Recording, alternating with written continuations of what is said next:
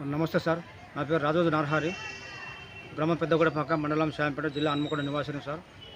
నాకు ఇల్లు లేదు సార్.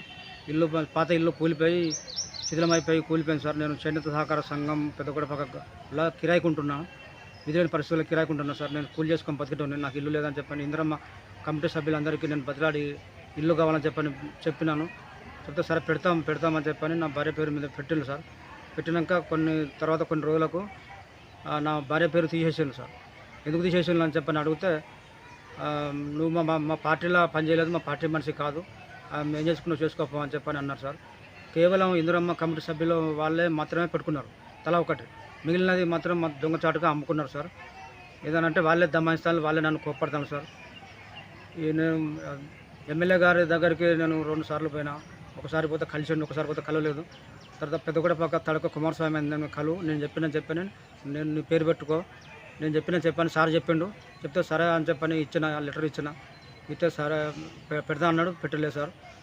నేను చాలా అధ్వాన పరిస్థితుల్లో ఉన్నది.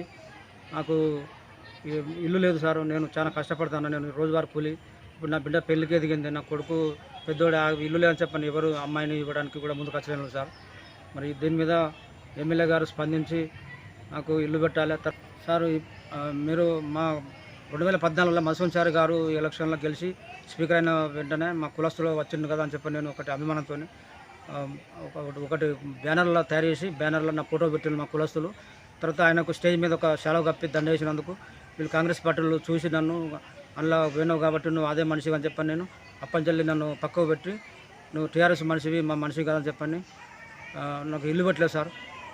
మరి కేంద్ర ప్రభుత్వం కానీ రాష్ట్ర ప్రభుత్వం కానీ కేసీఆర్ గారు ఉన్నప్పుడు కానీ రైతు బంధు ఇచ్చిండు, రైతు బంధు అందరికి ఇచ్చిండు. తర్వాత మన నరేంద్ర మోడీ గారు 2,000 ఎకరం భూమి నెలకు 2,000 గ్రామంలో అందరినీ అడిగితే ఎవరితో నేను చెప్పుకోపో చేసుకోపో అని చెప్పి నన్ను దమాయిస్తాను సార్. ప్రతి ఒక్కరికి ఇల్లున్న వాళ్ళే ఇల్లు పెట్టుకున్నారు సార్. దమాయించడం అంటే పల్లెమైన శ్రీనివాసు, తర్వాత కుమారస్వామి, తర్వాత మన బోల తిరుపతి, ఇంకా చాలామంది ఉన్నారు కానీ వాళ్ళ పేరు నాకు తెలియదు సార్. నీకు ఇల్లు ఏం చెప్తావు చెప్పు అని చెప్పంటారు సార్.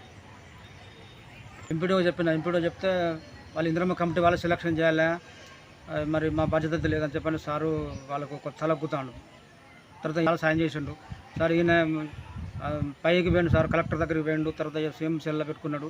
నువ్వు తప్పనిసరి ఇవ్వాలని చెప్పని మేమే ఎంక్వైరీ చేసి రిపోర్ట్ చేసి పంపించినాం సార్. నువ్వు తప్పనిసరి ఇల్లు పెట్టాలి సార్ అని చెప్పని ఎమ్మెల్యే గారికి ఫోన్ చేసి పెట్టించినాక సరే ఎమ్మెల్యే గారు కూడా స్పందించి పెట్టుల్లి అని చెప్పంటే పెట్టినాక తర్వాత ఈ కమిటీ సభ్యులు తీసేసిండు సార్ నా పేరు.